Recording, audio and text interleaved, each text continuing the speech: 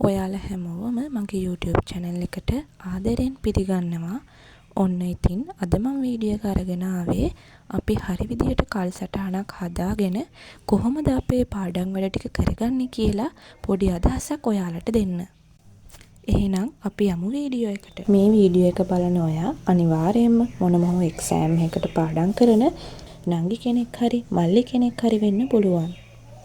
ඉතින් ඔයාලා හැම කෙනාටම ගැලපෙන පොදු කාලසටහනක් හදාගන්න විදිහ තමයි මං අද කියලා දෙන්න යන්නේ.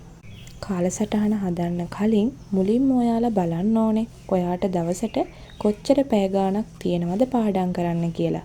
එතකොට ඔයා ඉස්කෝලේ යන කෙනෙක් නම් ඒ වෙලාව, අමතර පන්ති යන කෙනෙක් නම් ඒ වෙලාව, වෙනත් අමතර ක්‍රියාකාරකම් කරන වෙලාවල් ඔක්කොම ටික අයින් කරලා තමයි ඒ වෙලාව හදාගන්න ඕනේ. ඒ වගේම ඔයා දවසට කොච්චර වෙලාවක් නිදා ගන්නවද කියන එකත් මේකෙදි වැදගත්. නිරෝගී පුද්ගලයෙක් නම් දවසට පැය 6ත් 7ත් අතර ප්‍රමාණයක් නිින්ද අත්‍යවශ්‍යයි කියලා තමයි වෛද්‍යවරු නිර්දේශ කරන්නේ. ඒ වගේම මතක ඇතුව ඔයාලට විවේකීව ඉන්න දවසක් තියාගන්න අමතක කරන්න එපා. ඒ දවසේ ඔයා යාළුවොත් එක්ක සෙල්ලම් කරන්න, ඇවිදින්න යන්න, සින්දුවක් අහන්න වගේ දේවල් වලට ඔයාගේ කාලය යොමු කරන්න පුළුවන්. ඉතින් මේ කාරණා ඔක්කොම බැලුවට පස්සේ අපි තේරුම් ගන්න ඕනේ අපිට පාඩම් කරන්න සුදුසුම වෙලාව මොකක්ද කියලා. සමහර අයට පාන්දර නැගිටලා පාඩම් කරන්න පුළුවන්. සමහර අයට රෑ වෙනකම් පාඩම් කරන්න පුළුවන්. සාමාන්‍යයෙන් මම නම් රෑ වෙනකම් ඉන්නේ නැහැ. මට පාන්දර නැගිටලා තමයි පාඩම් කරන්න පුළුවන්.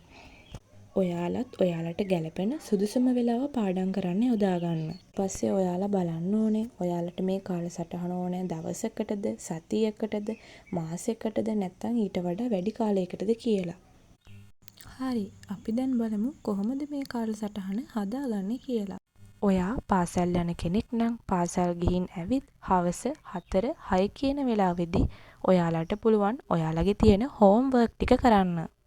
ඊට පස්සේ හවස 6ත් 6:00 කියන වෙලාවේදී ඔයාලට පුළුවන් පුංචි විවේකයක් ගන්න. ඒ වෙලාවේදී ඔයාලට පුළුවන් බුදුන් වඳින්න, ගෙදර අයත් එක්ක කතා කරන්න, සින්දුවක් අහන්න වගේ දේවල්. හවස 6:00 ඉඳන් 8 වගේ කාලය වෙනකම් පුළුවන් ඔයාලට කැමති සබ්ජෙක්ට් එකක හෝ කීපයක පාඩම් වැඩ ටික කරගන්න. ගොඩක් වෙලාවට මේ වගේ වෙලාවට තියරි සබ්ජෙක්ට් වල පාඩම් වැඩ කරගන්නවා නම් හොඳයි.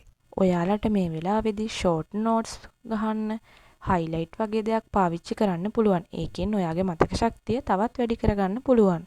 ඔයා A level කරන ළමයෙක් නම් ඔයා ඔයාගේ සබ්ජෙක්ට් තුනටම දවස ඇතුළත අවධානය යොමු කරනවා නම් ගොඩක් හොඳයි. මොකද ඒ සබ්ජෙක්ට් තුනටම එක වගේ බර තැබීමක් කරන්න ඕනේ නිසා. රාත්‍රී 8ත් 8:00 කියන කාලය තුලදී ඔයාලගේ රාත්‍රී ආහාර වේල ගන්න. මේ වෙලාවේදී ඔයාලට සැහැල්ලු ආහාරයක් ගන්න පුළුවන් නම් ඒක ඔයාලගේ පාඩම් කරන වැඩවලට තවත් උදව්වක් වේවි.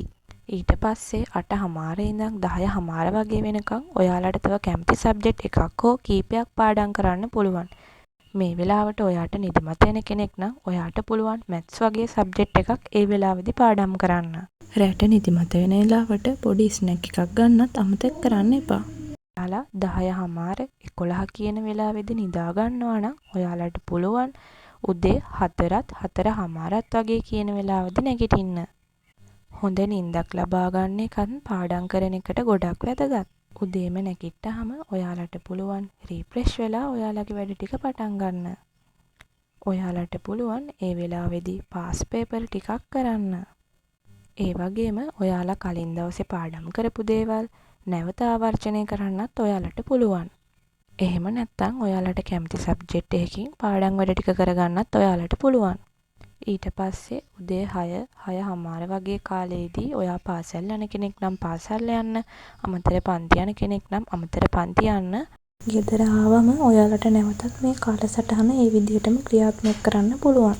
ඔයාලා දවසේ වැඩි පැය ගාණක් අධ්‍යාපන කටයුතු වල නිරත වෙනවා නම් ඔයාලගේ සාර්ථකත්වය වළක්වන්න කාටවත්ම බෑ.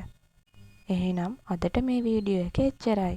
ඔයාලා මගේ YouTube channel එක තාම subscribe කරලා නැත්නම් YouTube channel එක subscribe කරන්න.